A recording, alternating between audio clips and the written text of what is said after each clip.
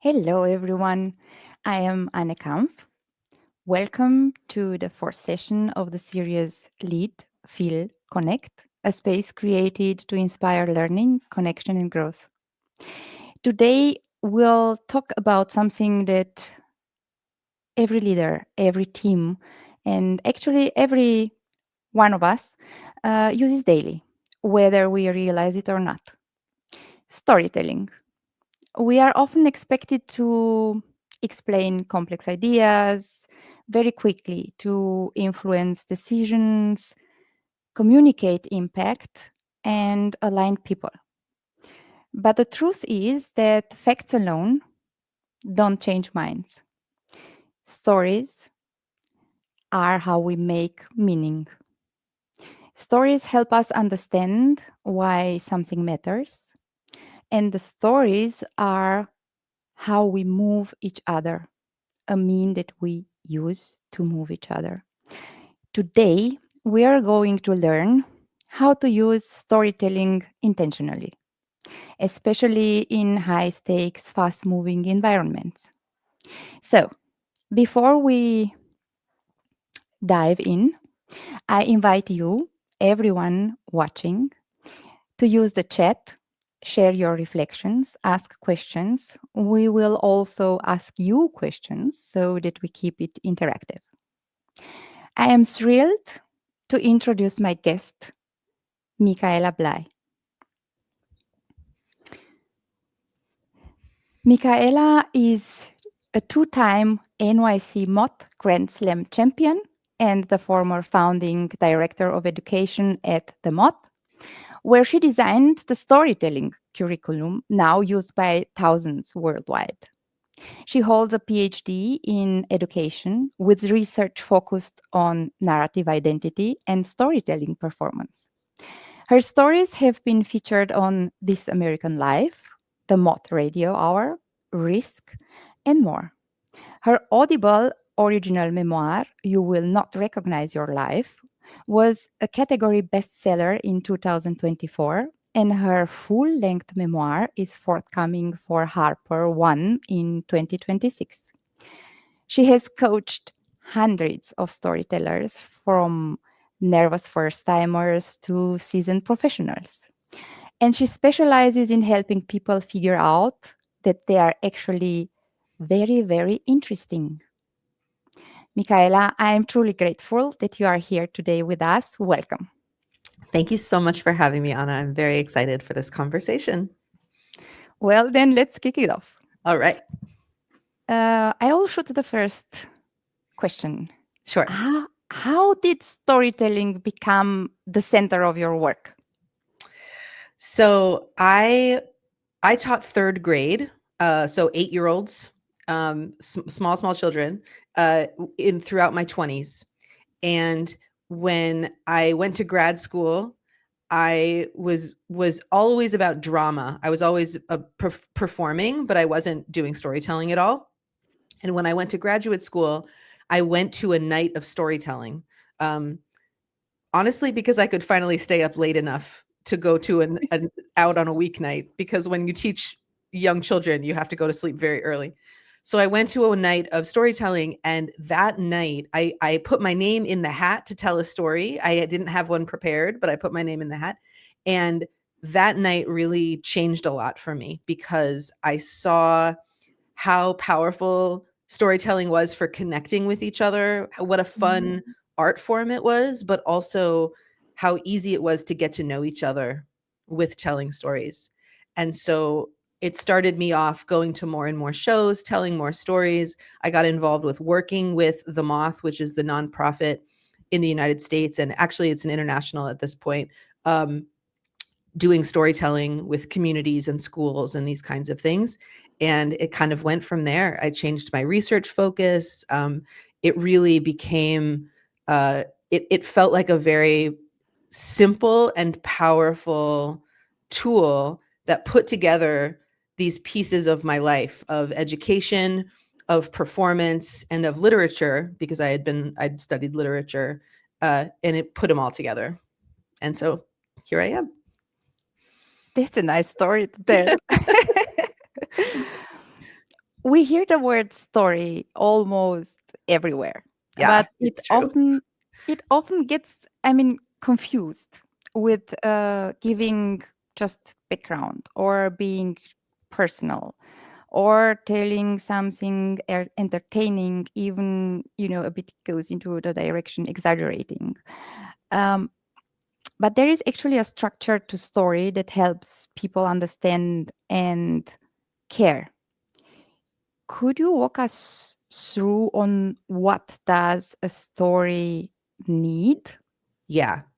Yeah, so this is something that I was very excited to share with your audience because I think a lot of times people think either I can't tell a story because I don't have something interesting enough to tell, right? We hear stories about scaling Mount Everest or saving Mother Teresa and we think, well, if I don't have that kind of story, how is it going to be interesting? How is it going to be effective? And also, how do I know which parts to say of a story? Right. How do I know which parts to leave out and which parts to include? And so when I first got started, as I said to you, when I first went to these shows and got very involved, I was a little bit like a small child who's interested in engineering, who takes apart a clock, to see how the insides work. This is what I did with storytelling. I wanted to take apart storytelling and see, well, what makes this tick? What makes it actually work together, a good story, a story that connects with people. And these are the things that I kind of found, especially over the course of working with many, many hundreds of people and hearing many, many hundreds of stories. So it's a very simple 4 words, and each word is very powerful.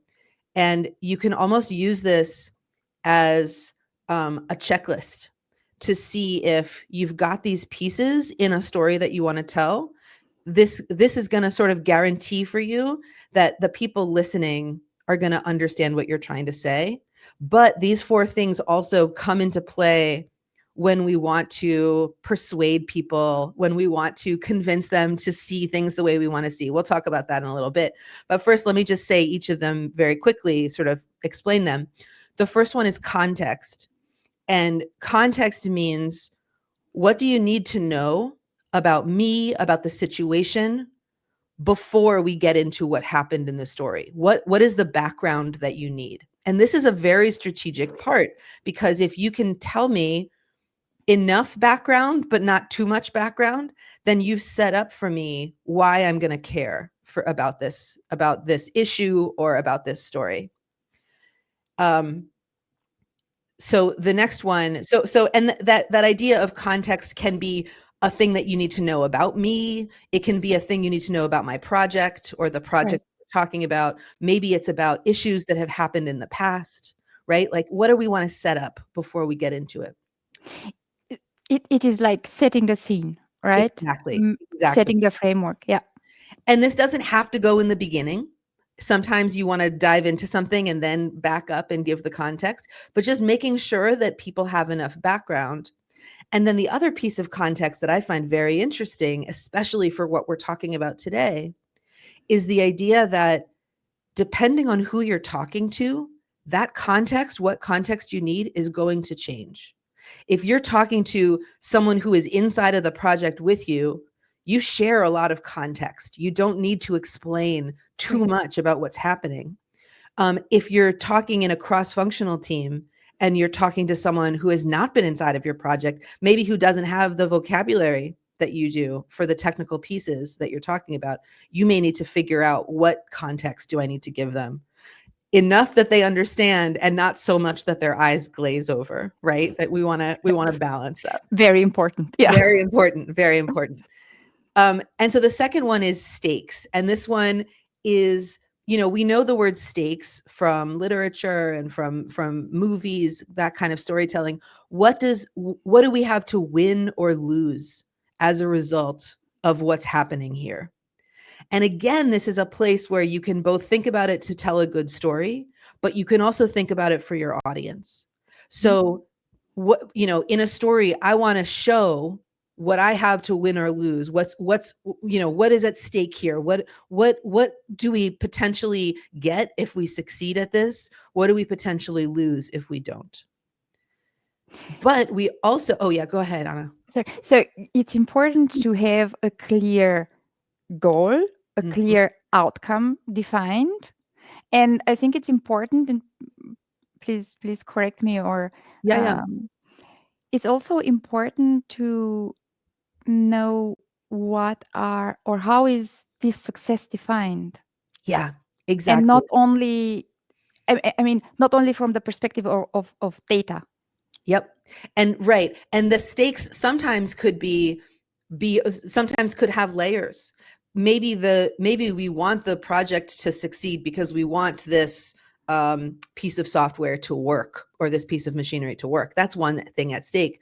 But there's a larger stake. Do we want to be seen as a company that XYZ? Do we want to make sure that safety is very forefront in the minds of not only our workers but the people who are buying what we sell?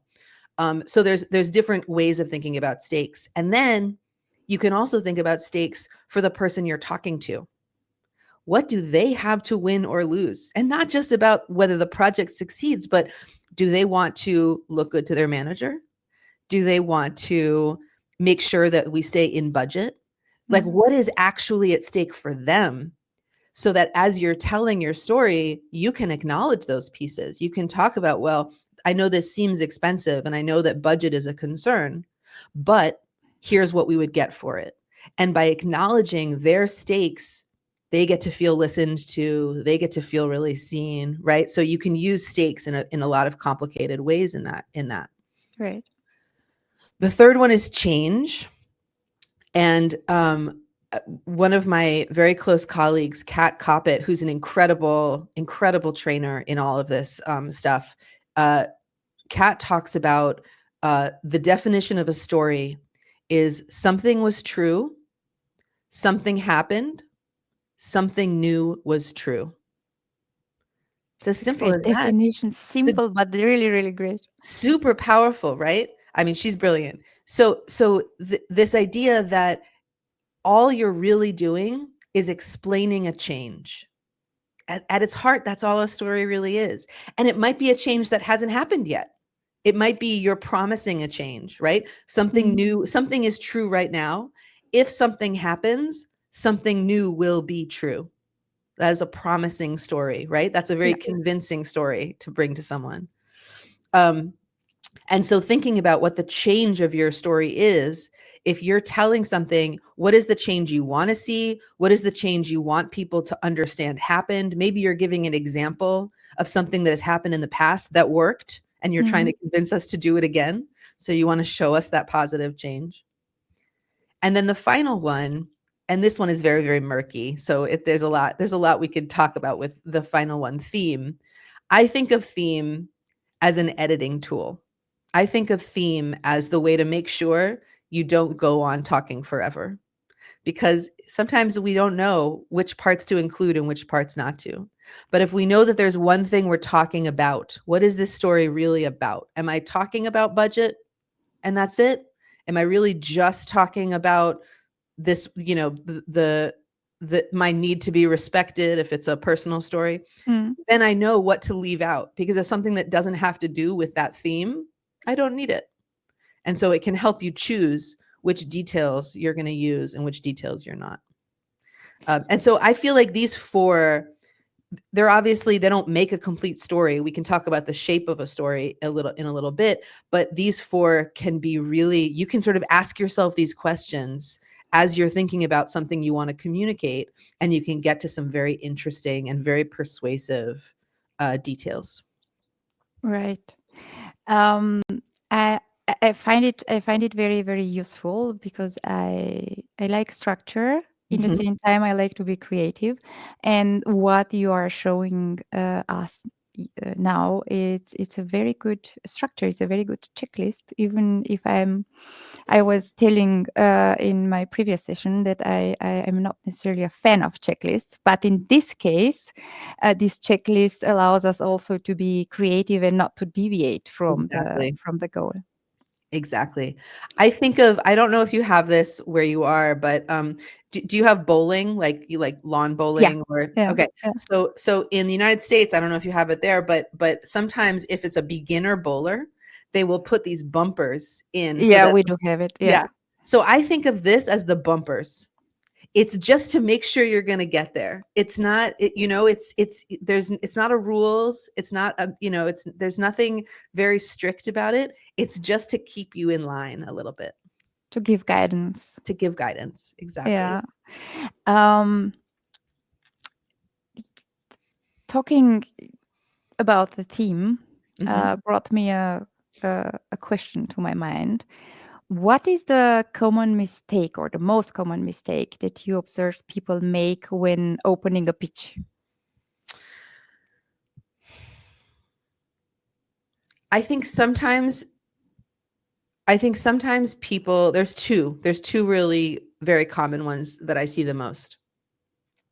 The first is someone has learned this idea, open with a story, Mm, and they have adhered to it at the cost of looking at who they're actually talking to.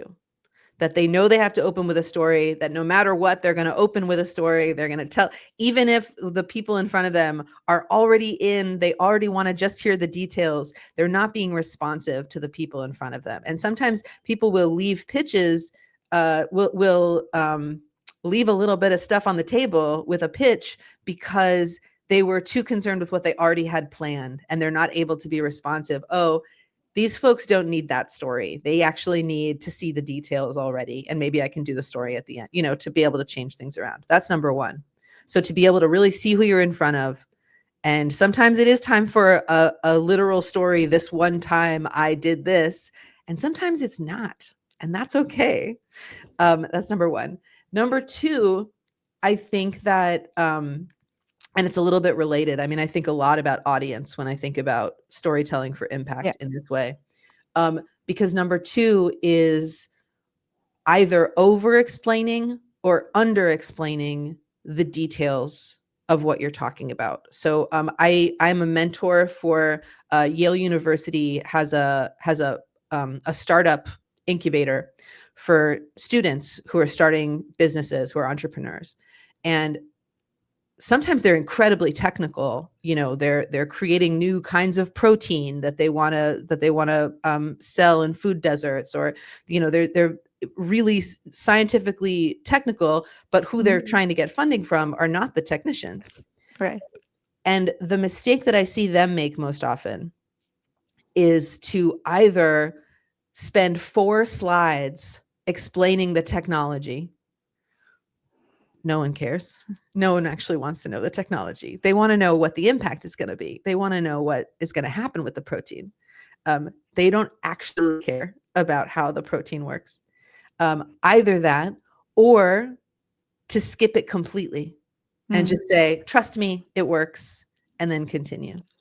And so not finding that middle ground of how to talk to a non-technical person in a way that includes them in the process, but doesn't overwhelm them with the process. I think those are the two big ones for me. right. They most certainly are.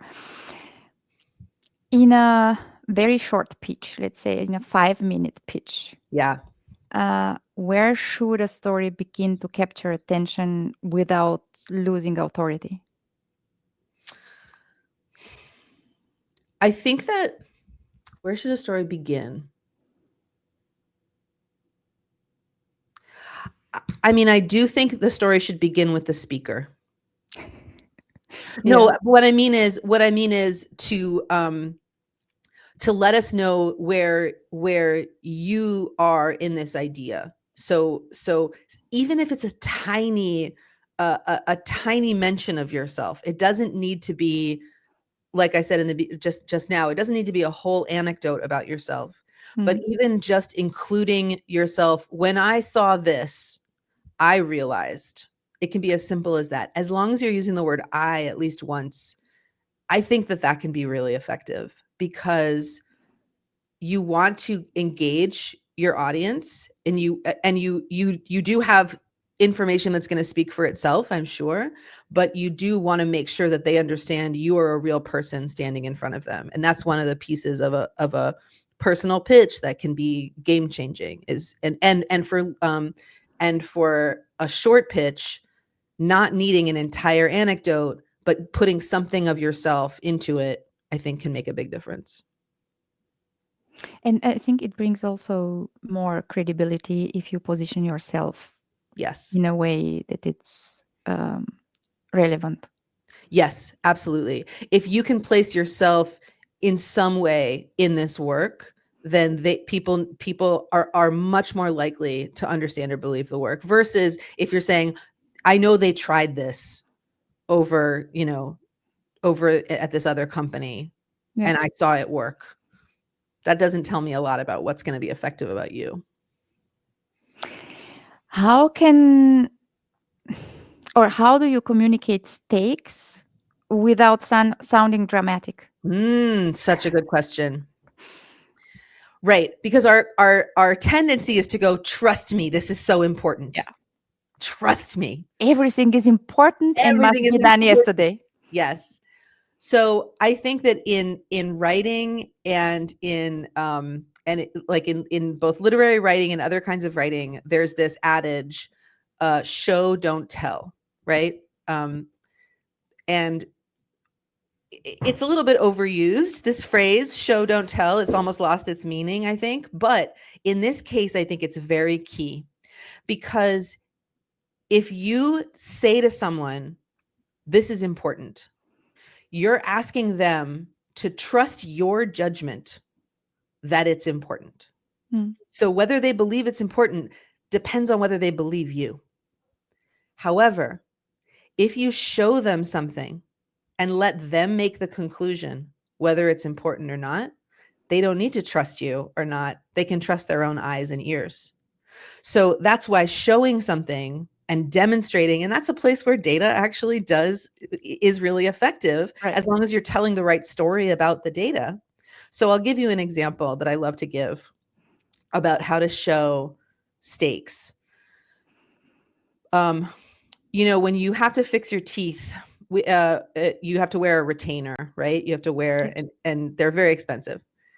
When my brother was 13 years old, he dove into the dumpster, into the big trash can behind our school, because he needed to find his 7th retainer. Okay. So, what do you know from what I'm saying? You know, there were 6 others that got lost. And he's 13 years old, so he didn't buy that retainer himself. My parents bought that retainer for him. So you can understand how high stakes that moment is for 13-year-old David. I don't have to say to you, he was scared, he was worried, he was stressed out, my parents were going to kill him. We don't have to know any of that stuff. I Right. just have to show you there were 6 others before that. And there was, and those are expensive. And so then you get to make the conclusion, oh man, I hope he found it. And the good news is he did. You get to think, oh, I hope he found it, because otherwise I don't want him going home and admitting to my parents he lost his 7th retainer Yeah. that got thrown away at lunch. So in other words, I didn't have to tell you how important it was. Right. But this means that in real world and real work, it's not about adding more meaning also drama. It's choosing what matters most and Precisely. what is the Precisely. most important. And also being, again, I'm going to hit this so hard, our whole conversation, being aware of who you're talking to and what they're going to respond to and what they are going to know about. So if who you're talking to is the person who runs budgets, and you are telling a story about a project that went terribly, you want to avoid this, and you say to them, we ended up $1.5 million in the red at the end of that project. You actually don't have to say, this was terrible, this was so expensive, this was so, This is right? something. No. That person knows exactly what you're saying. versus, maybe if someone outside of your industry goes, well, I don't know, is that a lot of money? You'd have to make sure that they know what that scale was. But I It's love true. that idea that you're saying of, instead of adding more, add the right? Choose your detail carefully so that you don't have to explain all around it. Exactly. And usually in projects, the project managers are, let's say, pitching um, the project to several stakeholders, to a Sure. steering committee. Sure. And some of the persons staying or being part of the steering committee have technical background, some not. Um, what would you say is the best way to present and to pitch a project that is profitable? But there are also other project managers with their projects which are also profitable, staying in line to pitch their projects. So, how can a project manager be sure that his profitable project, when it's pitched, it's the one that will be chosen? So Chosen. I love that our slide is still up, because this is a great place where you can use these four. Because if everyone is profitable, then that's not going to be what distinguishes you, right? Right. So you need to try to find what else is at stake, what else is there to win, or what else is there to lose. If Mhm. perhaps your project preserves a certain department, and other projects would require those departments to be reorganized. Maybe you're keeping something where others are losing it, or maybe you're um, making possible something in addition to profit that you can use to distinguish your project. And sometimes an acknowledgement that, yes, all of the projects in front of you are profitable. So it is up to you to decide what your priority is. Is your priority what we're going to be doing, right? Acknowledging that is another version of saying, I know who's in front of me. I know what's going on. I'm listening. I'm really here. And that can be a game changer as well. All right. But then, how do you adapt a story when priorities shift mid project? In what sense? Like, if the priority shifted and you've been telling the story in a certain way and now you have to tell it a new way? Mm,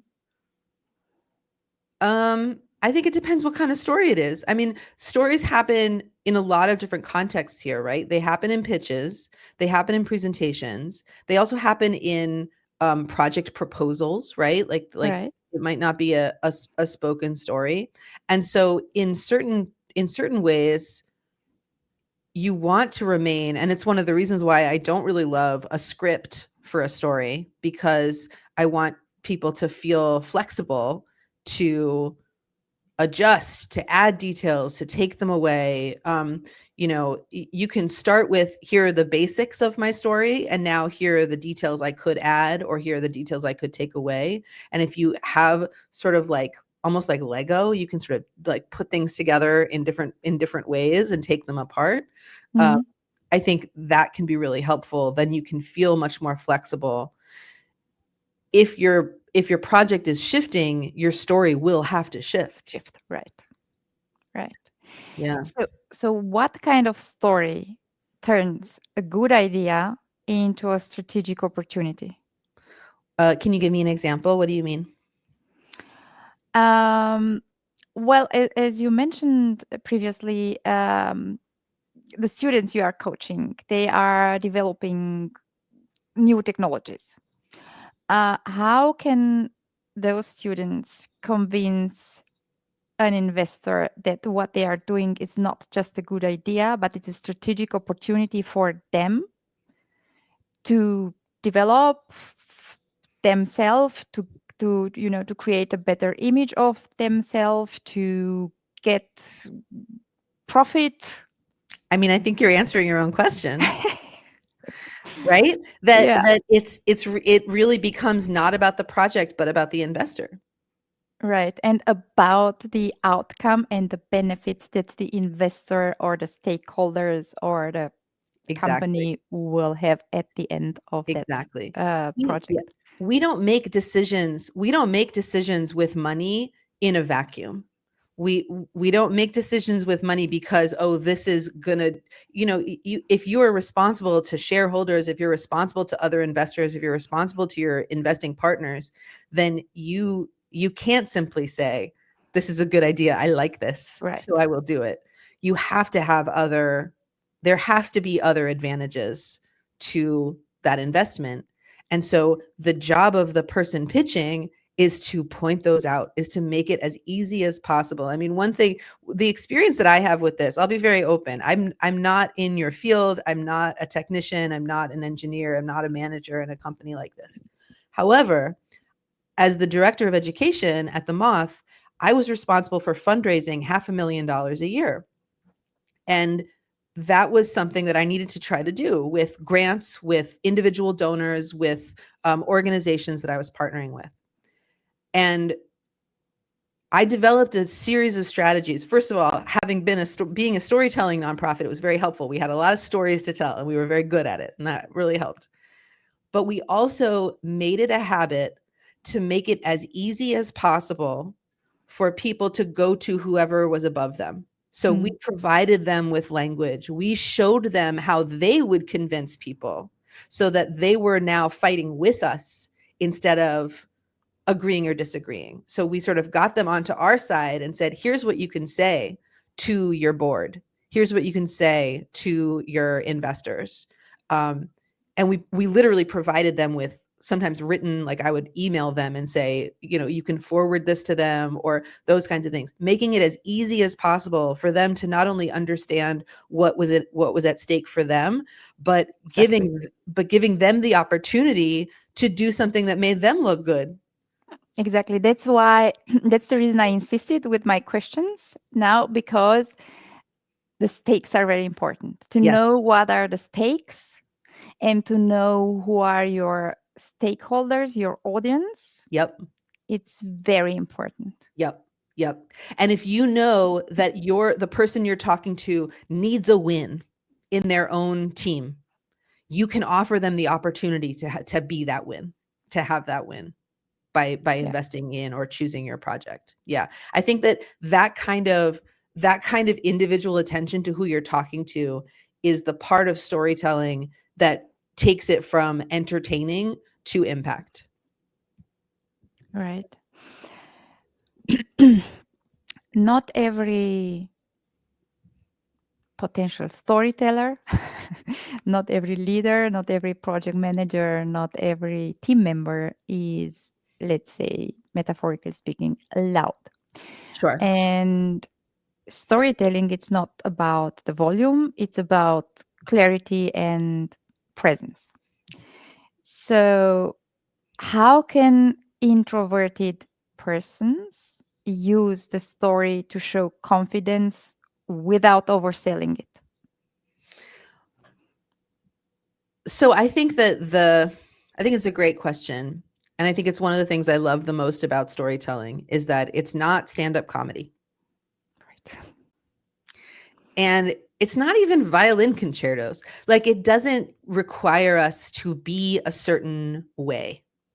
That we actually all already do this in our lives. And even people who would say, well, in my life, I don't tell stories, they do communicate things that happen in their lives to other people, even if they don't define what they're saying as a story, because maybe they imagine some version of a story where you're doing funny voices and there's a big moment at the end, right? There's all of those pieces that we Yeah. imagine good storytellers do. The fact is, how you are in life is how you are as a storyteller. And that is the right way to be. And in fact, if you tried to be a different way, it would come off as fake. It would come off as not real. And so being a quieter person, using these structures, you don't need to use a lot of adjectives to explain what's at stake. In fact, I don't think I used a single adjective when I described my brother, except for seventh. I think that was the only one I used. You don't need to use a voice. You don't need to do funny voices. You don't even need to have dramatic pauses.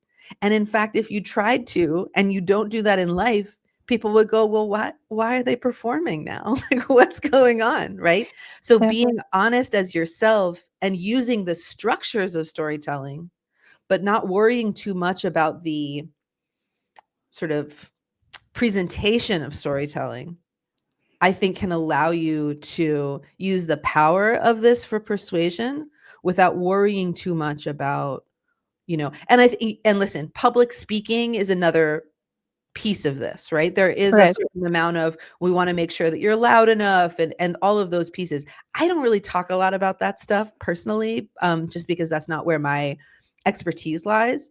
But even beyond that, being a quiet person telling a compelling story is compelling. You are Right. making people lean forward, you know? Right. You are forcing them to be forcing. You are encouraging them to be aware. Yeah. Yeah, and pay attention. Yeah. Absolutely. Absolutely. I mean, this is a very reassuring sort of like you're already doing it kind of an answer. Um, but I also think that we think a lot about another thing that I've talked to colleagues about is the idea of status, right? How trying to perform high status is not necessarily the most effective way Mm, to get people to connect with you. And right. sometimes it's very alienating. Right. So the expression fake it till you make it's not always good to be followed. It just depends what you mean by making it. Right? Like faking loudness is not, I don't think is going to be an effective. Yeah, I don't think it's going to work. Right. In in projects, usually there's a team and a project manager. The Yep. team members, each of the team or each of the work streams is providing the project manager with a certain information. And he, together with them, has to create the story. Yeah. They have to create, sorry, this overview, concise, with context, with the stakes, with the themes. But when there are more or a lot of people working to one thing, sometimes the outcome is not necessarily, how do I say, not the desired one. It's not the right words that I'm using, but it's not the, you don't get always the best story out of it. Okay. How can, or what can the project manager and the team members do in order to get aligned and get the best story out of this information data collection? So let me make sure I understand what you're talking about, because I think this is a really rich question and avenue. When there are many people who need to tell the story together, Right. the question is, how do you make sure that everyone feels aligned in a story? Yeah. Ooh, that's a good question. I mean, my first instinct is to say, well, who is the story for? Always. I'm always asking, who is the story for? And number two, can there be multiple versions of the story depending on when it's being shared, who it's being shared Mm, to? Um, what's nice about, and this might actually be the time to share that second slide. This structure is a very common structure. This particular version of a story arc was invented by a guy named Ken Adams. Um, but it's very common, right? This is sort of the Western 3-act structure, etc. Having a structure like this and having common vocabulary across a team as you're building a story can be really helpful. Having common ways that you want to structure it. Because what's nice about this idea of the story spine, you start with the context, once upon a time, every day, and then something happens to set the story in motion. And then because of that thing that happened, here's what happened. Because of that, here's what happened. Because of that, here's what happened. Mm. Until finally, here's the change. And ever since then, here's what's true. Or if we make this change, here's what could be true. Right? So you can sort of structure a lot of stories with this. And this is very changeable. So what you might do in the situation you're describing is everyone might get together, either in a meeting or in a shared document if it's asynchronous, and start to build out, how do we want to tell this story? And there might be way more details than we need because everyone wants to put in their piece, Right. right? And so you start with a very long, very detailed story. This is the story of this project. And then this is where theme becomes really interesting. Mhm. Then you go, okay, but what are we trying to say here? Do we need all of this? Can we put this on the shelf for a different version of the story? Because I'm a former teacher, classroom teacher, I'm very used to structuring small group work so that everyone feels very valued, right? And so I often talk about not cutting things from a story, but saving them for a different version, because I don't want people to feel like, oh, well, my part doesn't count. It Mhm. just might not be for this theme. It might not be for this particular telling. Um, Sometimes I think of it as a cake, and that we want to take a slice of the cake. We can't make anyone eat the whole cake. That would hurt. But like a slice of the cake might be, it's going to get everything across. Um, and so starting with everything and then using that theme as an editing tool could really help this, especially once well, where are we sharing this? Where are we telling the story? And who are we talking to, and what are we trying to get, and what are we trying to get accomplished? Right. And how do you know when a story is good and it's done and it's So ready to be pitched? so I'm a big believer in practicing out loud, and I'm a big believer in practicing out loud to fresh ears. So if you're just telling it to each other, if a team is practicing the story and telling it to each other, you already know the story. So it's very hard for you to know which part is hard to understand, which part is easy to understand. And so our brains actually do this for us a lot. There's a concept in aesthetics called aesthetic Darwinism, which is survival of the most beautiful. They do it in jazz. You'll do jazz improvisation, and the next time you do jazz improvisation, you're keeping the parts that worked and you're getting rid of the parts that didn't. We do this in our brains when we tell stories out loud. So if you think about it, I mean, think about an example of a story you've told. Maybe you're talking to your best friend and you're telling the story of a fight you had with your parent, your mom, and you tell the whole thing. You tell the whole thing.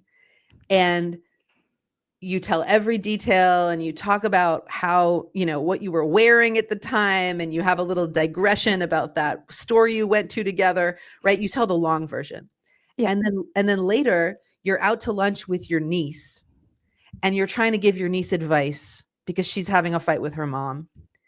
You're not going to tell the whole story. you're No, going to for sure tell not. No. you're going to tell a shorter version, and your brain is going to know which parts am I keeping, which parts am I getting rid of, which parts were boring and not relevant, which parts are really going to make my point, right? And your brain is doing that. You're not consciously sitting down with a script going, well, if I talk to my niece, what would I include and what would I take out, right? So my suggestion for knowing when a story is, like, quote unquote done, is to make sure that you're trying it out loud with someone. And it can be your partner, it can be your pet, it can be, it can be a bunch of people. But trying it out to someone who doesn't know the story will help you understand, oh, how have I done this? Mm. And people can help be that for each other too. You can say, I need you to pretend that you are this person. So think about what that person knows, what that person's thinking about, and like, now listen to my story and tell me what you think. that's a good method, and I use it sometimes. Yeah, yeah, it's fun. Um, how can a story act as a translator between engineering detail and strategic language? Mm. Can you explain what you mean by strategic language? I love this question. Um, when I said engineering detail, for let's say for technical people, for mathematicians, 1 plus 1 is 2, Right, and that's it. Yeah. Um, or as you gave the example, we have to install that machine just for the plan to run. right.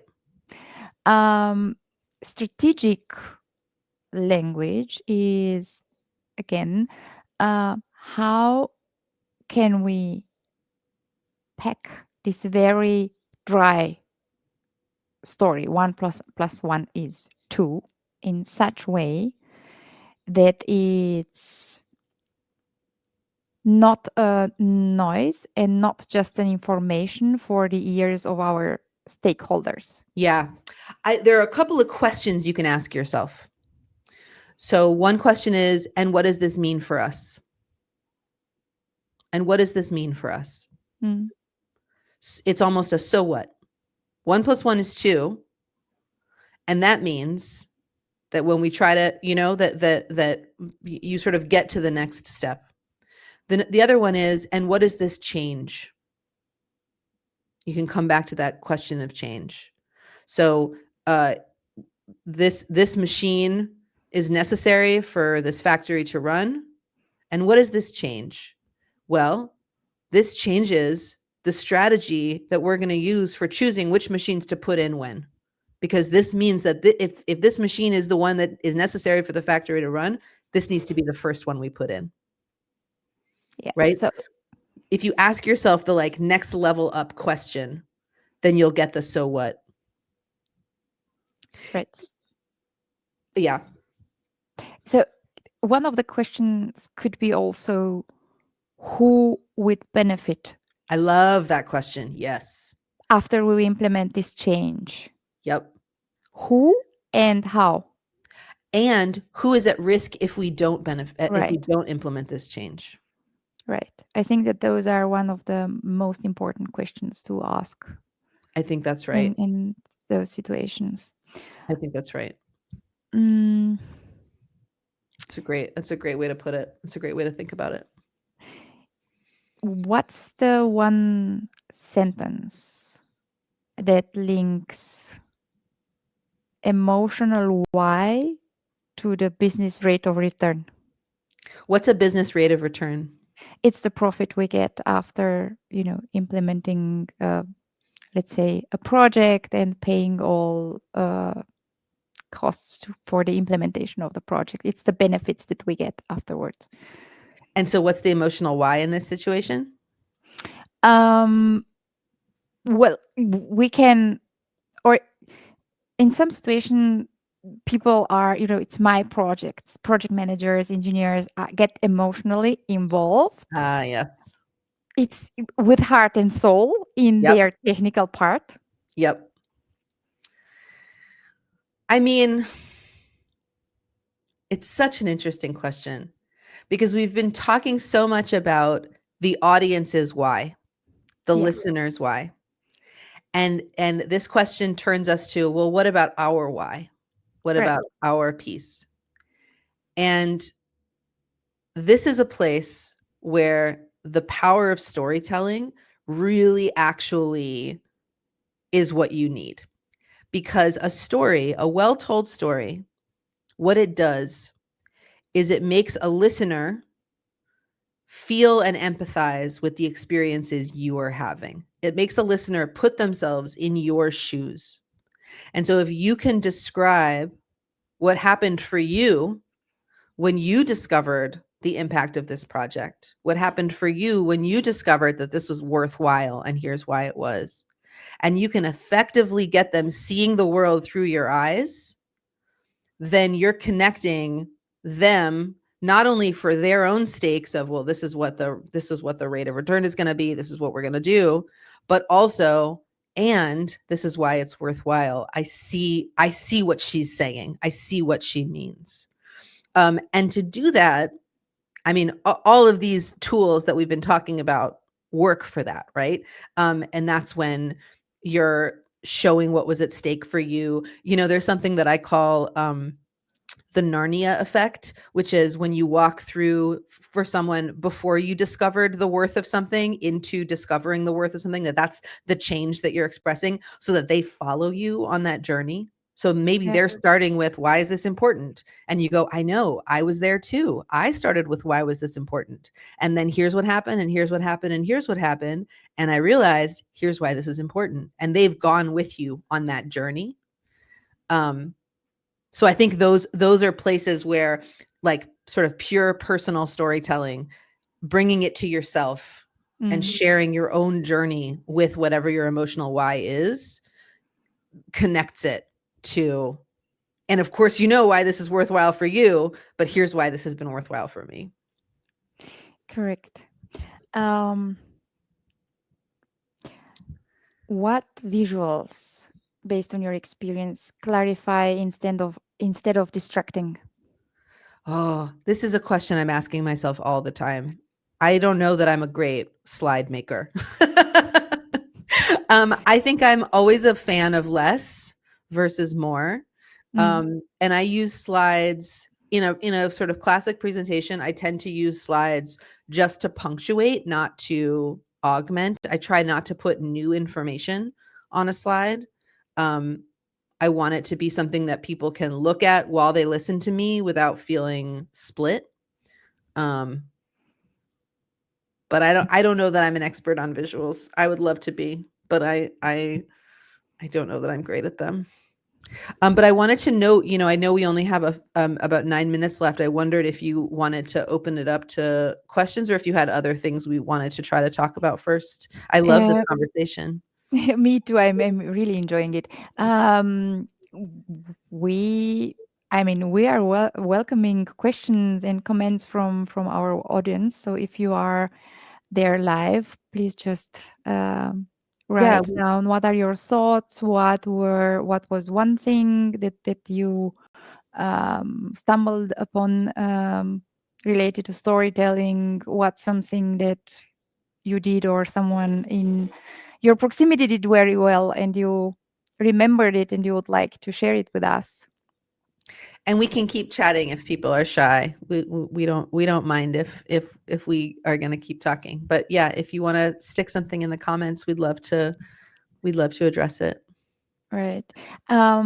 We talked about what questions one shall ask when creating the story to be told. But what role does curiosity play in the storytelling process? Mm.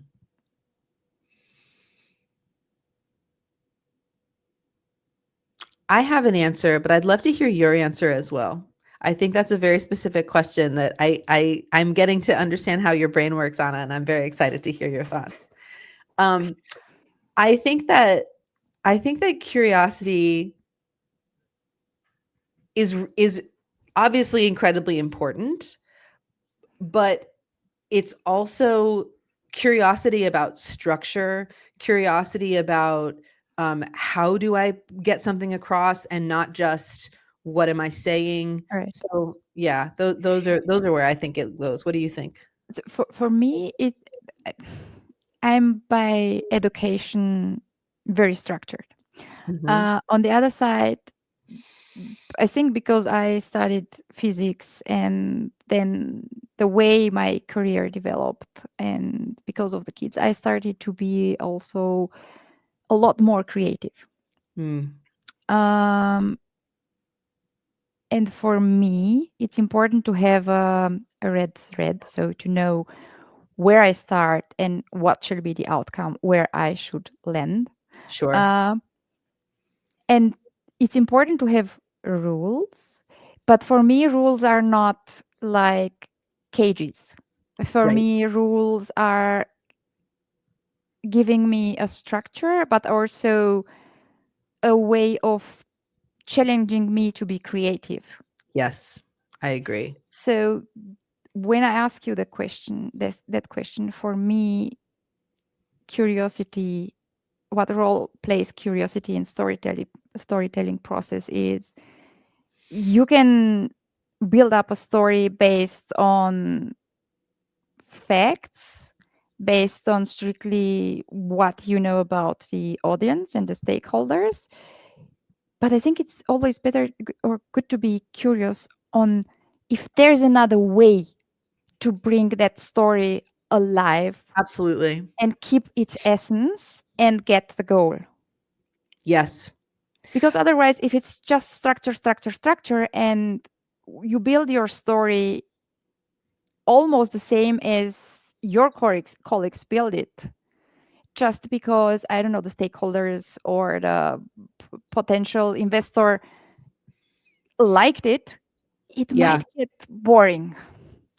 So I mentioned my friend Kat Coppett, who works a lot with technical folks, not only with storytelling but also with improv for impact.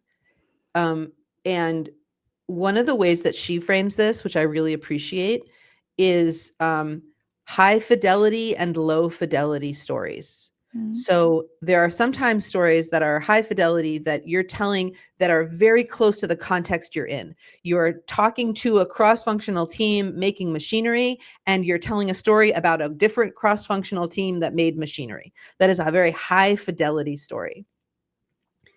But then there are low fidelity stories, which are maybe your team is addressing very big change they didn't choose, and you tell a different story about when the building that you live in was getting sold and you had to move very suddenly because this was the change that you didn't choose, and here's what you did to make that okay. And Mhm. so based on that story, we can extrapolate what can we do as a team right now with this change we didn't choose. And Right. so that idea of how closely do we want to, there's advantages and disadvantages to each, to whether you do each, and it widens the menu of what you've got. As you say, like, you're not only going to follow one set of rules, there might be other ways to get at what you want to do, and understanding these different ways to use story. You can also tell a parable. You can Yeah. also, when I was running my program, there's a parable of a man whose mother-in-law is moving into his very small house, and he's so upset. It's so crowded. And he goes to his friend and he says, "It's so crowded with my mother-in-law. What do I do?" And his friend is like, "Do you have a goat?" And he says, "Yeah, I have a goat." He says, "Well, bring the goat into the house also." He says, "That's crazy. Why would I do that?" He says, "No, no, bring the goat into the house." And he does. It's terrible. He comes back to the friend. The friend says, "Okay, now bring the chickens in." He does. It's even worse. And now bring the goats, and now bring the pigs. And now it's like a complete chaos in his house. He says, "Okay, great. Now take all the animals out." And it's so peaceful because it's just the mother-in-law. Right. I love this story. And I used to tell this story all the time when we would overcommit ourselves, and then we would say no to certain things, and then we would keep just the very busy things. Right. And so this is not a high fidelity story. This is not even a true story, but it became almost a shorthand in our department. We would just say, "We'll bring the goat in." Like, we would have that would be part of our language of, we can sort of we can make this feel better. Yeah, I like this parable. Very, very. It's very useful. Yeah. It's very useful. Yes. Yeah, totally. Michaela, we came to the end of our session. Yeah. It was. I really enjoyed the conversation.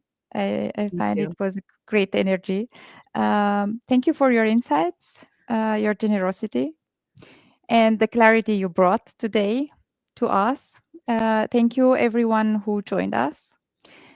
If you take one thing with you uh, from today's session, is your work has a meaning, your voice has a value, and your story connects.